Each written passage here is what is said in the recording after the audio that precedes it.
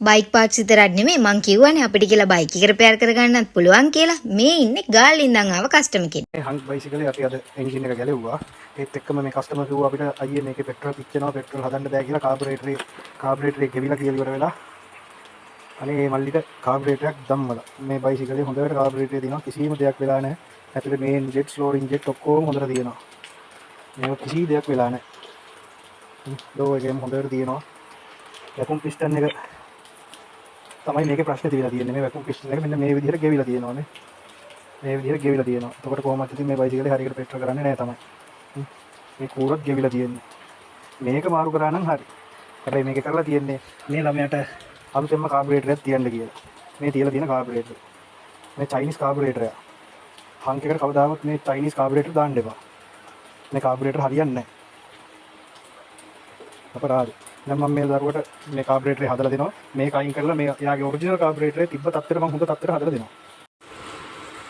මෙන්න අපිට අද ගලවන්න ආපු හංක් බයිසිකලයක්. හීරෝ හංක් එකක්. මේකේ ඔයිල් පිච්චෙනවා කියලා තමයි ආවේ. එන්ජින් ඔයිල් අඩු වෙනවා. අපි දැන් බයිසිකලේ ගැලෙවුවා. මේකේ රොඩ් එක එහෙම හොඳයි. ටයිමින් චේන් නම් කොහොමත් අපි දාන්න ඕනේ. මේ තියන්නේ බෝර් එක. බෝර් එකත් කැපිලා තියෙන්නේ. මේකේ 50ටම කපලා තියෙන්නේ. අපි මේක දැන් 50ට කපුවම් පස්සේ 75ට නේ ආයෙ කපන්න ඕනේ. ඒක නිසා අපි දැන් මේකට අලුතෙන් බෝර් එකක් තියෙනවා. ඒක නිසා අපිට මේ බෝර් එක වැඩක් නැහැ.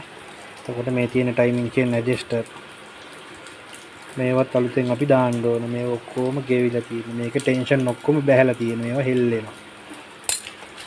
ටයිමින් වීල් එහෙම හොඳයි. ටයිමින් වීල් එකේම සාමාන්‍යයෙන් අපි එහෙම දාන්නේ නැහැ. ඒක හොඳයි. මේ තියෙන හෙඩ් එක. මේ තියෙන එකේ බෝර් එකේ තිබිච්ච පිස්ටන් එක. මේකේ ඔක්කොම අර ආපු ඔයිල් තට්ටු පිච්චෙන ඔයිල් ටික මෙතනනේ පත් වෙන්නේ. එතකොට මේ ඔක්කොම මේකේ තමයි හිටින්නේ. මේ තියෙන වෑල්. ඒ කාබන් ඔක්කොම මේ වෑල් වල තමයි රැඳෙන්නේ. මේ තියෙන වෑල්. මේ වෑල් ඔක්කොම ඉතින් අලුතෙන් දාන්න ඕනේ. මේ රොකර් රාම්. මේ තමයි රොකර් රාම්. මේවත් ඔක්කොම මෙන්න මේ වගේ හෙල්ලෙනකොට එන්ජින් එක සද්දයි. එක සද්ද දෙනවා මෙන්න මේ වගේ තියෙනකොට. මේවත් දාන්න ඕනේ අලුතෙන්. මේ තියෙන හෙඩ් එක. මේකේ හැබැයි දැනට කෑම් එක නම් හොඳයි.